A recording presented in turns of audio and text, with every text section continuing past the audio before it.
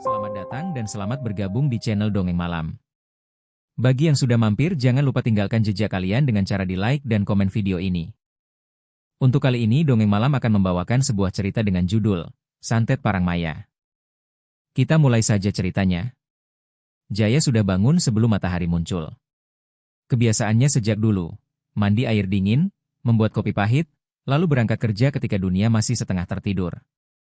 Lelaki 35 tahun itu jarang mengeluh. Tubuhnya tegap, kulitnya kecoklatan keras terbakar matahari, dan tatapannya selalu tenang. Ia bukan tipe lelaki yang suka banyak bicara, semua beban ia simpan dalam dadanya sendiri. Sebagai keturunan Dayak, ia selalu diajarkan bahwa laki-laki tidak boleh menyusahkan orang lain dengan keluhannya. Ia bekerja sebagai teknisi logistik di sebuah perusahaan distribusi. Pekerjaannya berat, melibatkan bongkar muat, perbaikan alat, perjalanan jauh, dan waktu lembur yang panjang. Tetapi ia menjalani semuanya demi keluarganya, demi Mira. Mira, istrinya yang berusia 31 tahun, amat berbeda darinya. Mira cantik dengan wajah bersih dan rambut hitam panjang yang selalu rapi. Ia energik, cerewet, dan punya banyak keinginan. Mira ingin hidup nyaman, ingin jalan-jalan, ingin punya rumah yang lebih besar, ingin punya suami yang bisa menemaninya setiap waktu. Kepada teman-temannya, ia sering mengeluh, Jaya itu baik, tapi terlalu sibuk, terlalu dingin. Aku seperti tinggal dengan tembok. Awalnya Mira hanya menggerutu hal-hal kecil. Kamu lembur lagi? Kok pulang jam segini terus? Aku kan sendirian di rumah, namun tiba-tiba tuntutannya semakin besar. Pertengkaran kecil berubah menjadi perdebatan panjang yang membuat rumah serasa penuh asap panas. Jaya hanya diam. Aku bekerja untuk kita. Begitu satu-satunya pembelaan yang ia ucapkan. Namun bagi Mira, diamnya Jaya justru membuat ia merasa mulai sering menghabiskan waktu dengan Reza, pria 29 tahun, tampan dengan senyum licik yang tak semua orang bisa lihat. Reza pintar merayu, tahu celah emosional seseorang dan bagaimana memanfaatkannya. Ia tahu Mira sedang rapuh. Ia tahu Mira merasa kurang diperhatikan. Dan ia tahu itu adalah pintu masuk yang sangat lebar. Kalau aku jadi suamimu, aku nggak akan biarin kamu kesepian begitu, ujar Reza pada suatu sore ketika mereka pulang kerja bersama.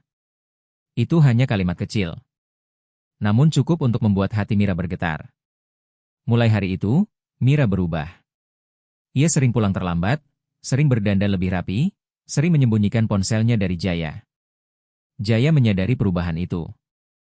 Hanya saja ia memilih diam, menahan semuanya dalam dada yang makin sesak. Kalau aku tanya, pasti kamu marah, pikirnya. Jadi lebih baik aku percaya.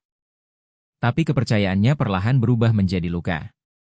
Suatu malam, Jaya pulang lebih cepat dari biasanya. Ada kerusakan mesin di kantornya yang diperbaiki lebih cepat dari perkiraan. Biasanya ia memberi kabar ke Mira, namun malam itu ia sengaja diam. Ia ingin membuat kejutan kecil, mungkin makan malam bersama, mungkin sekedar duduk menonton televisi. Ia rindu kehangatan rumah yang akhir-akhir ini terasa hampa. Ketika membuka pintu, rumah terlihat redup dan sepi. Namun langkah kakinya terhenti ketika ia mendengar suara tawa samar dari kamar tidur mereka. Suara laki-laki. Suara perempuan. Nafas Jaya tercekat. Ia berjalan pelan, sangat pelan, seakan takut kenyataan yang mungkin menunggu di balik pintu. Ketika ia membuka pintu kamar, apa yang ia lihat seakan menghantam jantungnya secara langsung. Mira sedang duduk di pangkuan Reza. Rambutnya berantakan, wajahnya merah. Reza mencium lehernya ketika pintu terbuka. Reza langsung bangkit, mencoba merapikan pakaiannya. Namun Jaya hanya berdiri di ambang pintu, tidak bereaksi, tidak marah, tidak berteriak. Wajahnya datar, terlalu datar hingga Mira justru merasa ngeri. Jaya, ini bukan seperti kelihatannya, suara Mira bergetar. Reza mencoba bicara, bro, aku. Diam. Suara Jaya pelan, tapi dalam. Reza langsung terbungkam. Mira memeluk tubuhnya sendiri, panik. Namun detik berikutnya, sesuatu yang ganjil terjadi. Alih-alih menangis, alih-alih meminta maaf, Mira justru marah. Kenapa kamu pulang jam segini? Kenapa selalu begini? Kamu yang bikin aku begini. Kamu itu suami atau robot? Setiap hari kerja, dan kerja. Reza menunduk, pura-pura merasa bersalah, tapi diam-diam menikmati keributan itu. Jaya menatap Mira lama, amat lama, seolah mencoba memahami makhluk asing di depannya. Ia tidak menangis. Ia tidak berteriak. Ia hanya sakit, sakit yang dalam, yang tidak terlihat. Setelah pertengkaran panjang yang membuat tetangga pun mendengar, Mira mengucapkan kata-kata yang tidak bisa ditarik kembali. Aku nggak butuh kamu lagi. Aku mau cerai. 3 hari setelah itu, Jaya tak lagi tinggal di rumah. Ia menandatangani surat perceraian tanpa kata-kata tambahan. Ia hanya berkata pelan sebelum pergi. Terima kasih untuk semuanya. Ia pergi dengan langkah gontai. Tidak ada amarah. Tidak ada ancaman. Tidak ada balasan.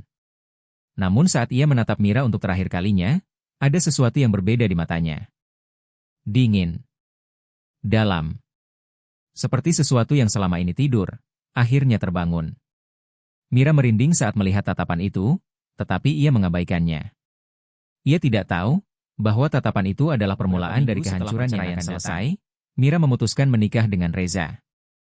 Upacara itu sederhana, hanya dihadiri beberapa teman dekat Reza dan rekan kerja Mira. Tidak ada keluarga dari pihak Jaya, tentu saja. Bahkan keluarga Mira sendiri menatap pernikahan itu dengan tatapan aneh, seolah semuanya terjadi terlalu cepat. Namun Mira bersikeras. Ia ingin membuktikan bahwa ia bisa bahagia tanpa Jaya. Dan Reza, dengan senyum menawannya, menjanjikan dunia yang lebih hangat, lebih penuh perhatian, lebih hidup. Mereka tinggal di rumah Mira, rumah yang dulu ia tinggali bersama Jaya. Reza tidak keberatan. Ia bahkan merasa rumah itu cukup nyaman, meski ia sempat bercanda, tapi jangan sampai arwah mantan suami kamu gentayangannya. Mira tertawa kecil. Jaya bukan tipe orang yang dendam. Namun jauh di dalam dirinya, ada sesuatu yang mengganjal ketika mengingat tatapan terakhir Jaya sebelum pergi. Tatapan dingin, dalam, dan seolah berat. Tetapi hari-hari awal pernikahan mereka berjalan normal. Penuh canda, penuh kehangatan baru. Reza tipe lelaki yang rajin menggoda, sering memanjakan, dan jauh lebih ekspresif dibanding Jaya. Mira menikmati itu. Ia merasa menang. Ia merasa telah membuat keputusan yang tepat. Namun kebahagiaan itu hanya bertahan seminggu. Pada suatu malam, tepatnya 3 hari setelah Reza resmi tinggal di rumah, Mira terbangun karena mendengar suara langkah di lorong. Langkah pelan, namun berat. Bukan langkah Reza, karena Reza tidur di sebelahnya, memeluk guling sambil mendengkur halus. Mira menahan napas. Langkah itu berhenti tepat di depan pintu kamar. Ia menunggu. Tidak ada apa-apa. Tidak ada suara. Tidak ada gerakan. Kucing, pikirnya. Padahal mereka tidak punya kucing. Esoknya, ketika ia membuka lemari untuk mengambil baju, ia mendapati pintu lemari terbuka sendiri padahal ia ingat betul menutupnya malam tadi. Tetapi gangguan ia hanya mengabaikan itu. Ada bau dupa terbakar dari kamar mandi. Padahal tidak ada dupa, tidak ada lilin, tidak ada apa-apa. Dan pada malam berikutnya, Mira mendengar bisikan kasar seperti bahasa asing, suara berat yang terdengar dari balik dinding kamar. Ia terbangun dengan jantung berdebar. Reza, ia menggoyang bahu suaminya. Reza terbangun setengah sadar. Apalagi sayang? Kenapa mukamu pucat begitu? Ada suara, ada seseorang bisik-bisik. Reza mendengarkan, tapi tidak ada apapun. Kamu kebanyakan mikir. Kamu stres. Sudah, tidur lagi. Mira mengangguk pelan, mencoba meyakinkan dirinya sendiri. Ini hanya perasaan. Namun gangguan berikutnya tidak bisa ia anggap sepele. Tubuhnya mulai sering kesemutan. Awalnya hanya di ujung jari. Lalu menjalar ke seluruh tangan. Kadang tangannya kaku dan sulit digerakkan. Suatu malam, ia bangun dengan kaki kanan yang mati rasa total. Seperti habis duduk kelamaan, pikirnya. Tapi rasanya tidak normal. Lebih dingin. Lebih dalam. Hingga suatu pagi, ketika ia hendak turun dari ranjang, tubuhnya tiba-tiba ambruk ke lantai. Mira memegang sisi tubuhnya yang kiri. Reza. Aku nggak bisa ngerasain apa-apa. Reza panik dan langsung membopong Mira ke rumah sakit. Dokter melakukan berbagai pemeriksaan, saraf, darah, MRI. Semua hasilnya normal. Tidak ada kerusakan saraf, tidak ada gejala stroke, tidak ada penyakit apapun. Dokter hanya berkata, ini bisa saja faktor psikologis. Stres berat. Banyak istirahat saja. Namun Mira tahu itu bukan sekedar stres. Karena gangguan itu terjadi bahkan saat ia sedang baik-baik saja. Bahkan saat ia sedang tertawa dengan Reza. Malam itu, setelah pulang dari rumah sakit, Mira berusaha tidur lebih cepat. Reza menonton televisi di ruang tengah sementara ia mencoba beristirahat. Tapi baru 5 menit ia memejamkan mata, bulu kuduknya mendadak berdiri. Ada sesuatu lewat. Ada bayangan. Jelas.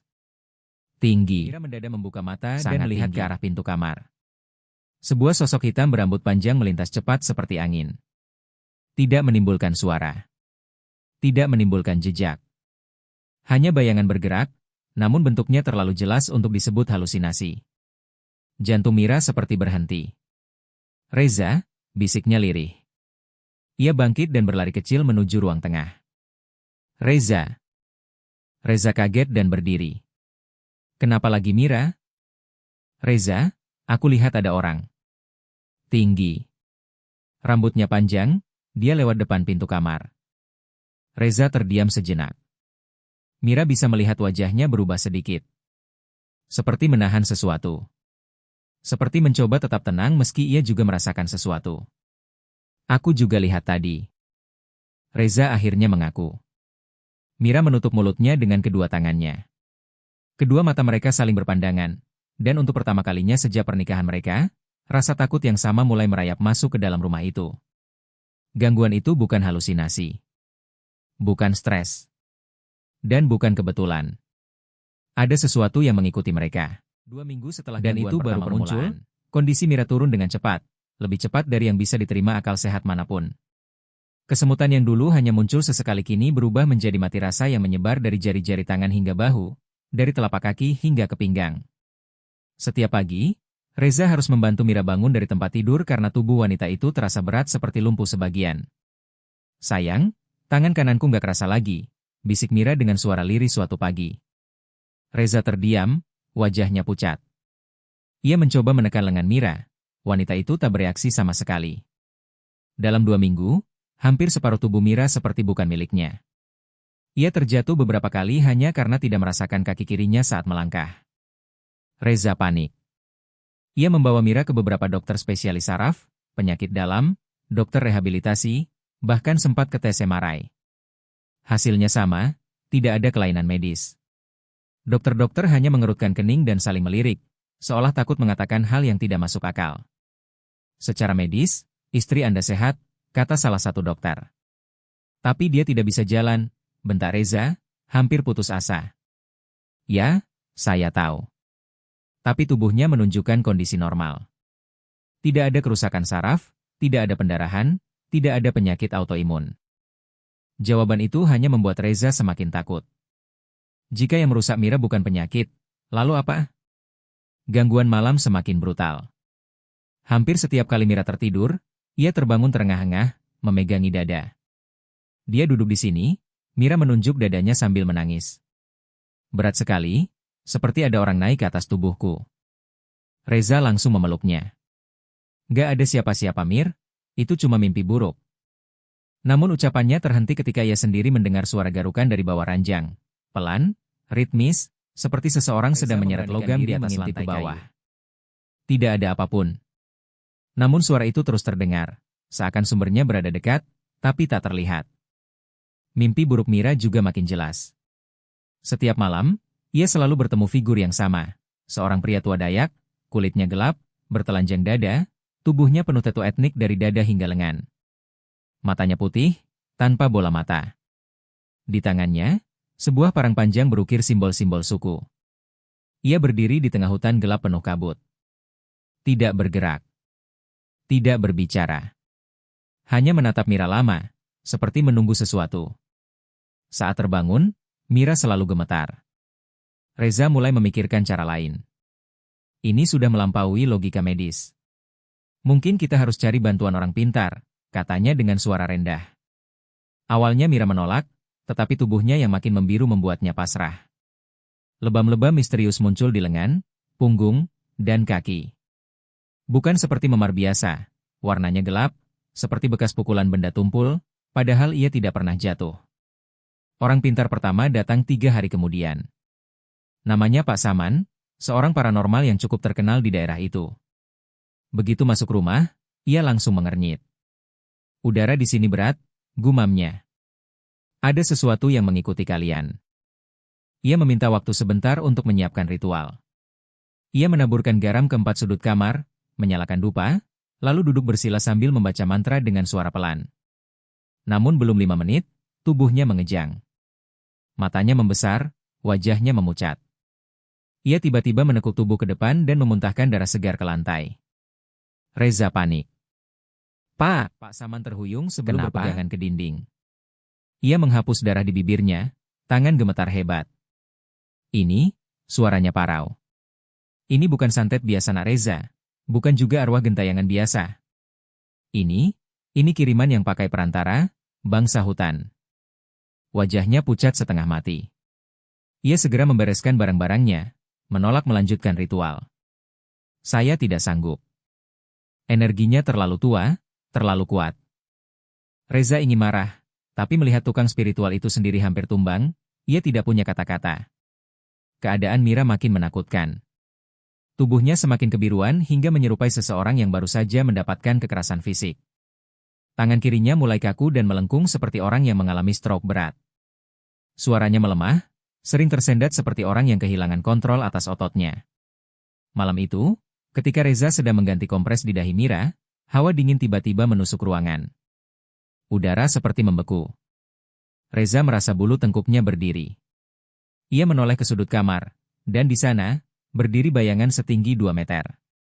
Rambutnya hitam panjang, menutupi sebagian wajah. Tubuhnya besar, bahunya lebar, dan di tangannya tergenggam parang yang sama seperti dalam mimpi Mira. Bayangan itu tidak bergerak. Tidak bergeming. Hanya berdiri dan menatap mereka di kegelapan. Reza terbelalak, tidak bisa bicara. Mira yang melihatnya juga langsung menangis ketakutan. Bayangan itu menghilang begitu saja, seolah ditelan kegelapan. Dan saat itu, Reza sadar. Apapun yang menyerang, Mira bukan hanya sakit. Bukan hanya gangguan. Ini adalah pemburuan. Sesuatu ingin mengambil istrinya. 2 orang pintar yang ia panggil sebelumnya, yang pertama dan kedua, gagal total menghadapi gangguan yang menyerang Mira. Orang pintar pertama jatuh pingsan begitu mulai membaca mantra, seolah energi hitam menembus tubuhnya. Orang pintar kedua muntah-muntah darah dan menolak melanjutkan ritual. Wajahnya pucat pasi, gemetar, dan berkata hanya satu kalimat. Ini bukan santet biasa. Jangan coba-coba lagi. Setelah kegagalan itu, Reza tahu ia harus mengambil langkah terakhir. Temannya di kantor menyarankan satu nama yang sudah tidak asing di telinganya, Datu Malingat, seorang tetua spiritual dari Kalimantan, yang terkenal sebagai ahli ilmu daya kuno. Usianya sudah senja, namun matanya tajam, dan aura yang keluar darinya membuat orang dewasa sekalipun merasa segan. Saat Datu Malingat melangkah masuk rumah Mira, Reza menyambutnya dengan rasa takut bercampur harap. Rumah ini berat, kata Datu dengan suara tenang namun berat. Ada energi yang tidak biasa. Begitu matanya menatap Mira, ia berhenti sejenak, meneliti tubuh wanita itu dengan tatapan yang membuat Reza dan Mira tak nyaman. Ini, katanya pelan, suaranya seperti gemuruh dari hutan jauh. Ini Parang Maya. Santet parang dari suku Dayak. Mira menatap Reza, bibirnya terbuka, tidak mampu berkata apa-apa. Reza sendiri merasa bulu kuduknya berdiri. Parang Maya, gumam Reza, hampir tidak percaya. Bagaimana mungkin, itu, dari Dayak? Bukankah Jaya? Datu mengangkat tangannya untuk menghentikan Reza. Jangan menuduh sebelum waktunya. Tapi ketahuilah, ini ilmu tua. Parang Maya dipakai hanya untuk dendam berat. Ilmu ini memanggil roh penjaga perang dari masa lalu untuk menyerang targetnya. Korban akan lumpuh, tubuh perlahan melemah, hingga jiwa tak lagi bertahan jika tidak dihentikan oleh pelakunya sendiri. Mira menutup wajahnya dengan kedua tangan, gemetar. Tubuhnya yang sebelah kiri masih kaku dan membiru. Rasa bersalah dan takut menyatu tidak bisa menolongnya, tanya Reza dengan suara parau. Secara ritual, saya bisa mencoba melindungi sebagian tubuhnya, jawab Datu Malingat. Ia segera menyiapkan dupa, lilin merah, garam, dan beberapa benda ritual lain dari Kalimantan. Tapi roh ini terlalu kuat. Ini bukan energi biasa. Jika pelakunya tidak diketahui dan tidak dihentikan, perlindungan hanya sementara. Datu memulai ritual. Ia duduk bersila di samping ranjang Mira, memfokuskan energi dengan mantra-mantra kuno. Asap dupa putih mulai melingkar ke udara, menebar wangi khas daun hutan.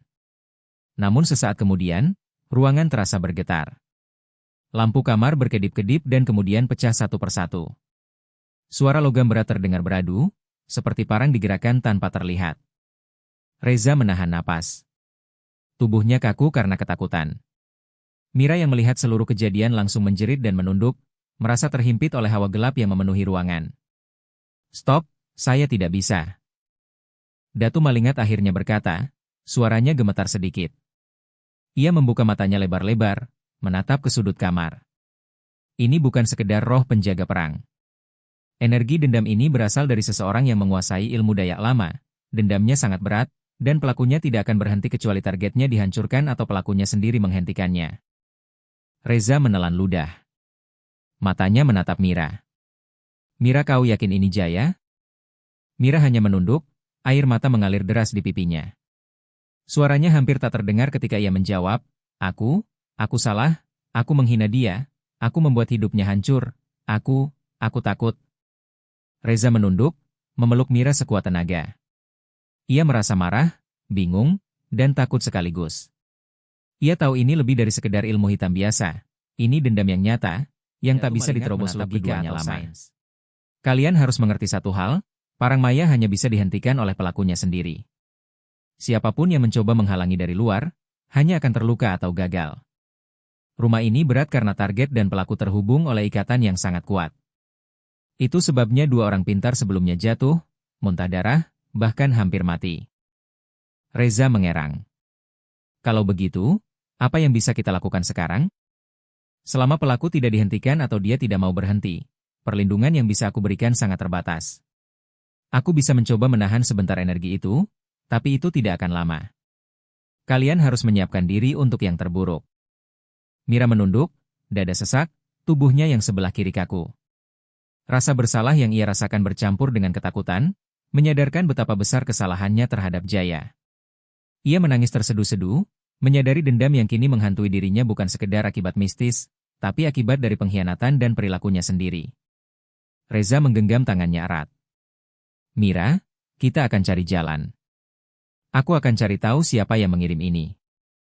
Tetapi di dalam hati, ia tahu, apapun yang mereka hadapi, ini bukan sekedar ilmu hitam biasa. Ini Parang Maya. Dan pelakunya mungkin seseorang yang tidak ingin mereka selamatkan. Dan untuk pertama kalinya, ketakutan mereka tidak lagi abstrak. Itu nyata. Itu hidup. Dan itu sudah di depan mata. Setiap hari yang dilewati Mira seperti perlahan-lahan mencuri energi dari rumah itu sendiri. Ia tahu satu-satunya jalan adalah mencari Jaya, pelaku Parang Maya. Tetapi, usaha itu tidak semudah yang dibayangkan. Beberapa hari Reza memulai pencarian. Ia menelepon nomor lama Jaya, mendatangi rumah orang-orang yang pernah mengenalnya, bahkan menelusuri alamat-alamat kantor lamanya. Tetapi semuanya sia-sia. Jaya sudah pindah rumah, meninggalkan jejak yang samar. Nomor teleponnya sudah tidak aktif, dan siapapun yang Reza temui hanya menggelengkan kepala. Mira, meski tubuhnya semakin melemah, mencoba membantu dari tempat tidur. Ia mengingat percakapan lama dengan Jaya. Suatu kali, Jaya pernah bercerita tentang kampung halamannya, jauh di pedalaman Kalimantan. Tepian sungai besar, hutan lebat, dan jauh dari peradaban. Namun Mira tidak tahu nama desa atau titik pasti keberadaan kampung itu. Ia hanya mengingat kata-kata itu. Datu Malingat menatap mereka dengan serius. "Jika kalian tidak menemukan Jaya atau keluarganya, Parang Maya akan terus bekerja sampai selesai. Perlindungan saya terbatas. Energi itu kuat, dendamnya menumpuk, dan targetnya lemah. Kalian harus menyadari ini sebelum terlambat." Reza menelan ludah, menatap Mira yang terbaring di kasur, tubuh separuhnya tidak bisa digerakkan. Lidahnya pun mulai sulit digerakkan, suaranya hampir tak terdengar. Setiap hari Mira tampak seperti semakin rapuh, seperti lilin yang perlahan-lahan meleleh. Reza merasa putus asa, Tetapi ia tidak bisa menyerah. Ia mencoba menghubungi keluarga Jaya di kota. Mereka semua tampak kaget ketika Reza menanyakan tentang keberadaan Jaya. Namun jawabannya mengecewakan, kami tidak tahu lagi. Jaya pergi sejak perceraian, tidak memberi kabar, dan meninggalkan semuanya begitu saja. Maaf, kami tidak bisa membantu. Gangguan semakin brutal. Benda-benda mulai terlempar sendiri. Buku jatuh dari rak, vas pecah, kursi terdorong ke tengah ruangan tanpa alasan. Suara parang yang diseret terdengar di lantai, seperti logam digoreskan berulang kali. Dan yang paling menakutkan, bayangan hitam tinggi selalu mengikuti Mira kemanapun ia pergi. Diam, menunggu, menatap dengan aura mengerikan. Reza sendiri mulai mengalami mimpi buruk yang intens. Setiap malam ia terseret ke dalam hutan gelap, mendengar teriakan perang, bunyi lembut tapi tajam dari parang yang diayunkan, dan bayangan pria tua bertato muncul di pepohonan. Ia terbangun berkeringat dingin, merasa tidak lagi aman bahkan di dunia nyata.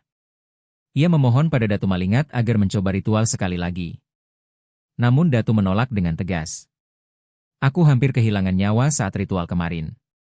Aku tidak bisa menghadapi energi sebesar itu lagi. Jika kalian memaksa, aku tidak bertanggung jawab atas apa yang terjadi pada tubuh kalian maupun nyawa kalian. Reza putus asa. Semua orang pintar yang ia temui menolak. Kata, parang maya, membuat mereka ketakutan, dan mereka menolak masuk rumah atau memulai ritual. Bahkan seorang paranormal nekat datang, mencoba membantu. Tapi ia kembali hanya beberapa jam kemudian, wajahnya pucat, mata berdarah, dan tubuhnya lumpuh sebelah. Rohnya mengayunkan parang ke saya, katanya dengan suara serak, sebelum pingsan total. Reza menggigil mendengar kisah itu. Ia mulai menyadari kenyataan pahit, mereka benar-benar tidak bisa melakukan apapun tanpa Jaya. Tidak ada mantra, tidak ada ritual perlindungan, tidak ada benda mistik yang mampu menahan parang maya. Semua bergantung pada pelaku itu sendiri, pembuat dendam, pengirim santet, orang yang mungkin ia cintai dan hancurkan hidupnya sebelumnya. Setengah tubuhnya kaku, napasnya tersengal, air mata menetes pelan dari sudut mata. Ia menyadari bahwa hidup mereka berdua kini tergantung pada satu hal, Jaya. Jika mereka tidak menemukannya, Mira tidak akan bertahan lama. Bayangan hitam di sudut ruangan seolah ikut menatap Reza, menunggu langkahnya berikutnya.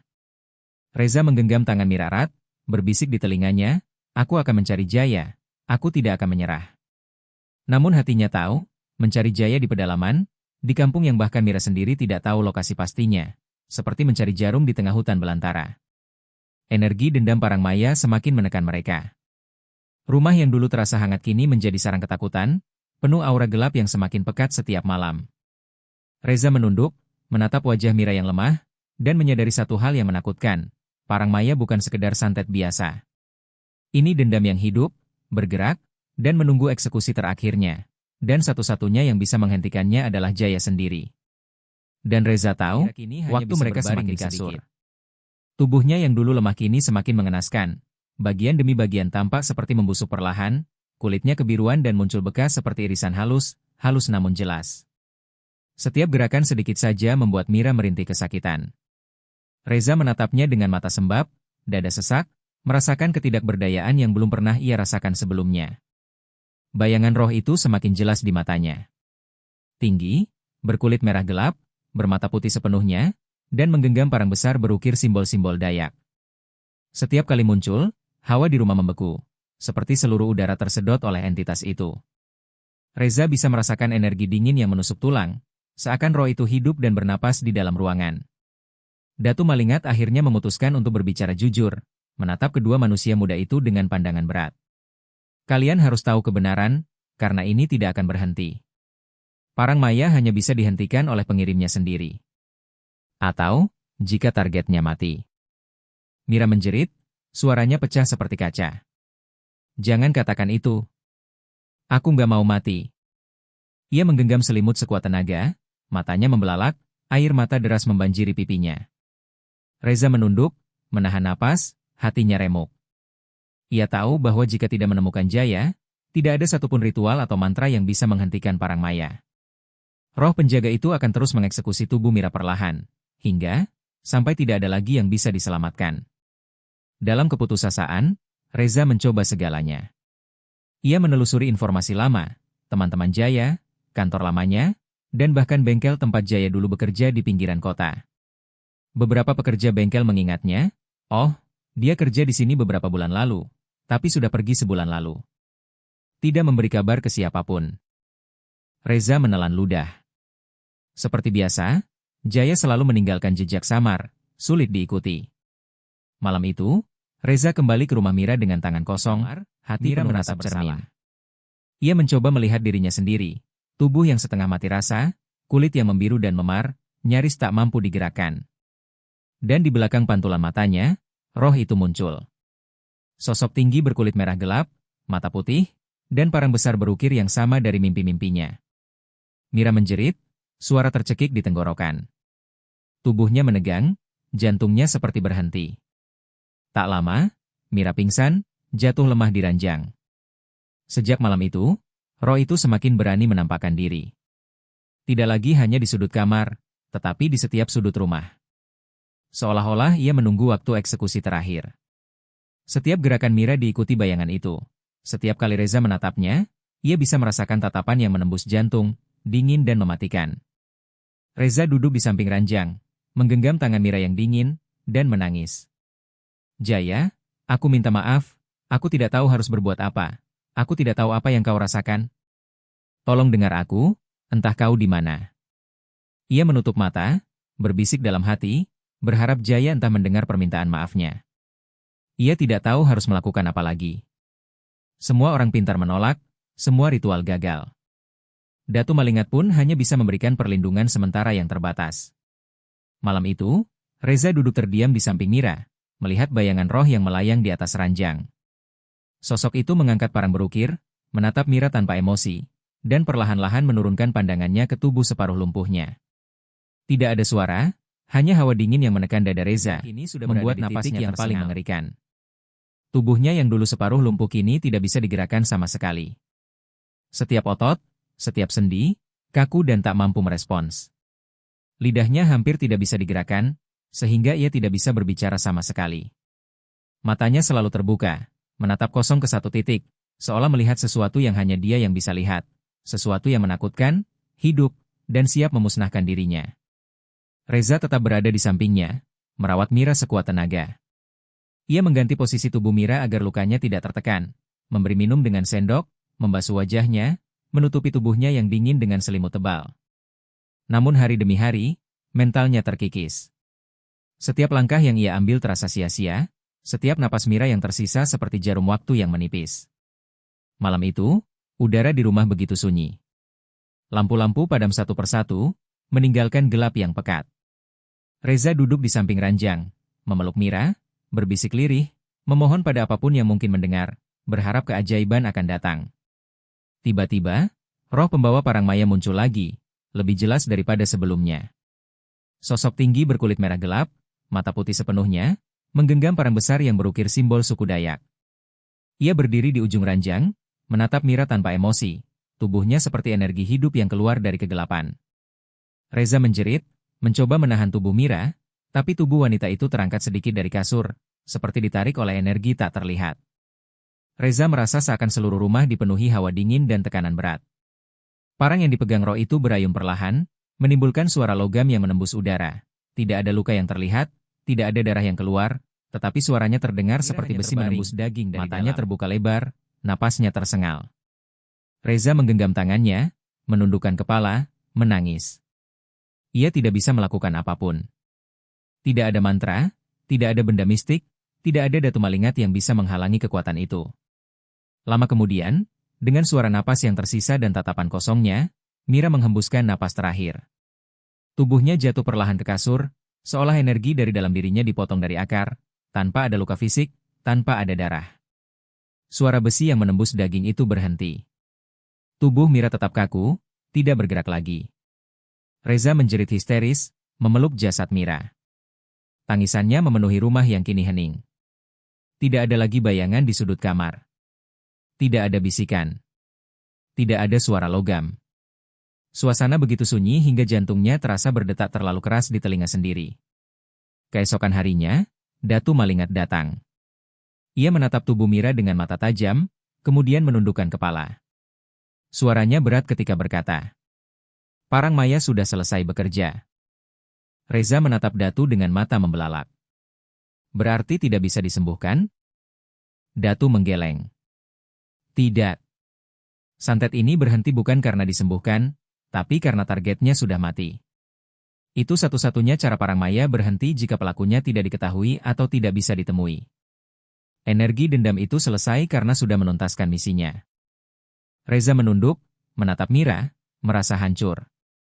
Semua usaha, semua pencarian, semua doa, sia-sia.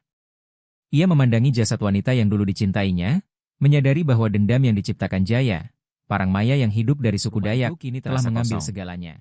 Aura kegelapan perlahan memudar, meninggalkan kesunyian yang menusuk tulang. Reza tidak mampu tinggal di sana lagi. Ia mengambil barang-barang pribadi Mira, menatap sekeliling rumah satu persatu, dan akhirnya pergi. Hanya tangis dan kenangan yang tersisa. Sementara itu, Jaya menghilang entah kemana. Tidak ada pesan, tidak ada jejak, tidak ada kabar. Reza pernah berharap ia akan muncul, menjawab permintaan maaf yang terpendam, atau setidaknya menghentikan Parang Maya. Tapi Jaya tidak pernah muncul. Datu Malingat menatap Reza sebelum pergi, menepuk bahunya perlahan. Kadang dendam yang tertanam terlalu dalam tidak bisa dihentikan. Kita hanya bisa mengingatnya, menghormati energi yang ada, dan melanjutkan hidup. Itu satu-satunya cara yang tersisa bagi orang-orang yang selamat. Reza menunduk. Ia menyadari bahwa hidupnya dan kenangan bersama Mira kini hanyalah puing-puing. Rumah itu, cinta itu, bahagia itu, semuanya telah diambil oleh sesuatu yang lebih kuat dari manusia biasa. Sesuatu yang lahir dari dendam dan tradisi kuno yang tak bisa dijinakan. Dan di suatu tempat jauh, di tepian sungai besar di pedalaman Kalimantan, Jaya mungkin tersenyum dingin. Parang Maya yang ia kirim telah menyelesaikan misinya. Tidak ada yang bisa mengubahnya. Tidak ada yang bisa menuntut balas. Hanya kesunyian yang tersisa, sunyi, pahit, dan menakutkan. Reza menatap jalan yang kosong di depannya, membawa luka batin yang dalam, meninggalkan rumah itu untuk selamanya. Mira telah tiada. Parang Maya telah selesai. Dan dunia mereka tidak akan pernah sama lagi. Terima kasih sudah mengikuti cerita sampai akhir. Untuk cerita dengan judul Santet Parang Maya berakhir di sini.